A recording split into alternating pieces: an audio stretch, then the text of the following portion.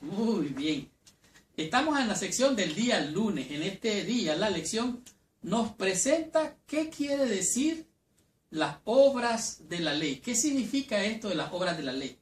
Como les dije anteriormente, cuando el apóstol Pablo se refiere a las obras de la ley, se refiere mayormente a los 5 primeros libros, que es el Pentateuco o las leyes o los libros de Moisés. Esto es a saber, Génesis, Éxodo, Deuteronomio, Levítico y Números. Deuteronomio significa la repetición de la ley. Levítico significa la ley. De tal manera que cuando usted lee Levítico se da cuenta que está hablando de las leyes tanto de alimentación, de salud, así mismo como las leyes ceremoniales.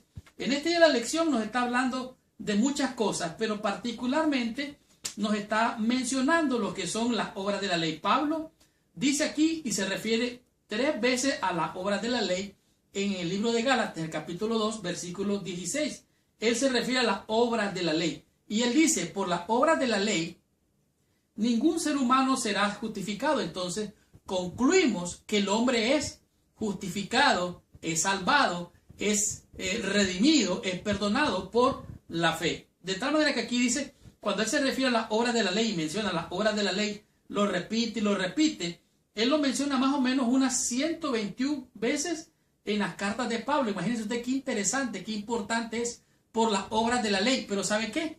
A pesar de que es muy importante, hacer las obras de la ley no le gana mérito a nadie. Somos pecadores y pecadores seremos siempre. Dice aquí, los primeros 5 libros de Moisés, el Antiguo Testamento entero, o incluso solamente el principio general. De tal manera que se refiere a una colección entera de mandatos que Dios dio al pueblo por medio de Moisés. ¿Qué es lo que estaba aquí entonces mencionando el apóstol? Bueno, en el libro de Gálatas, en el capítulo 2, podemos ver versículos 16 y 17, dice así: sabiendo que el hombre no es justificado por las obras de la ley, sino por la fe en Jesucristo. Nosotros también hemos creído en Cristo para ser justificados por la fe de Cristo y no por las obras de la ley. Por cuanto las obras de la ley, nadie será justificado. Si buscamos ser justificados en Cristo, dice, también nosotros somos hallados pecadores. ¿Es por eso Cristo ministro de pecado? En ninguna manera. De tal manera que aquí el apóstol Pablo está siendo bien claro. Él nos está refiriendo y mencionando qué es lo que es la obra de la ley y la justificación. Por ejemplo, en Romanos, en el capítulo 3, en el versículo 20, dice, ya que por las obras de la ley, ningún ser humano será justificado delante de él, porque por medio de la ley es el conocimiento del pecado. ¿Qué es lo que nos hace la ley? Es como un espejo. Nosotros vemos la ley nos señala el pecado, nos condena en cierta manera. Miren lo que dice el versículo 21. Pero ahora, aparte de la ley, se ha manifestado la justicia de Dios, testificada por la ley y por los profetas. Versículo 22. La justicia de Dios por medio de la fe en Cristo, en Jesucristo, para que todos los que creen en Él, porque no hay diferencia, por cuanto todos pecaron y están destituidos de la gloria de Dios, siendo justificados gratuitamente por su gracia, mediante la redención en Cristo Jesús. ¿Cómo somos justificados entonces? Por medio de la redención que Cristo hizo en la cruz.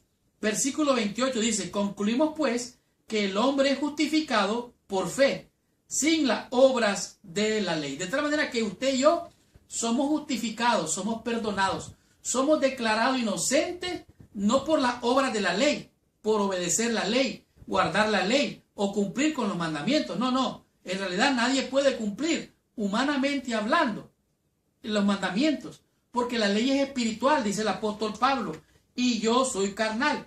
Dice aquí, escuche lo que dice aquí, todos los requerimientos de la ley, en realidad dados por Dios a Moisés, no justificaban al pueblo de Israel. Dice, no importa cuánto nos esforcemos por seguir y obedecer la ley de Dios, nunca será suficiente para que Dios nos justifique.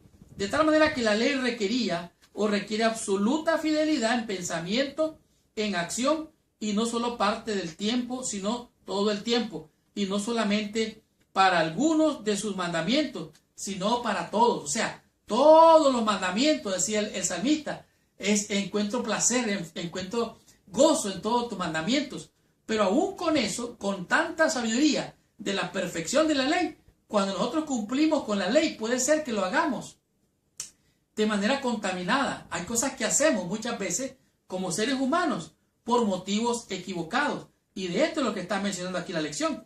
El significado de esto, de las obras de la ley, apareció allá por el año 1947, cuando encontraron los ríos del Mar Muerto, y mayormente estaban escritos en hebreo. Ahora, y esto quiere decir lo importante o lo más importante de la ley.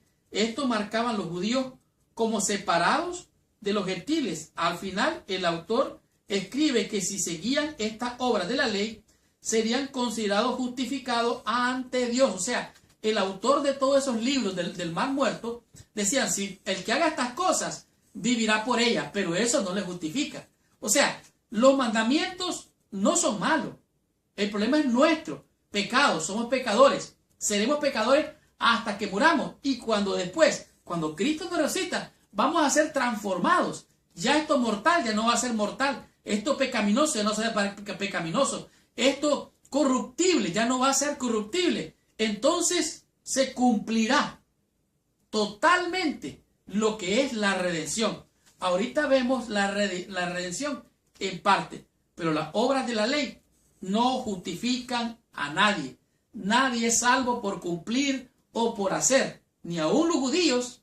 Por lo tanto, necesitamos del sacrificio perfecto, de la sangre de redentora. Necesitamos de la muerte de Cristo para ser justificados. Él cumplió toda la ley al morir en la cruz, sustituirme a mí, y Él murió en mi lugar, y ahora soy yo y tú declarados inocentes, justificados por la fe, por medio de aquel que murió en la cruz para darte perdón, salvación y vida eterna. Comprendamos qué nos enseña la lección en el día martes y descubramos qué nos enseña en este día la lección con el tema que Él es.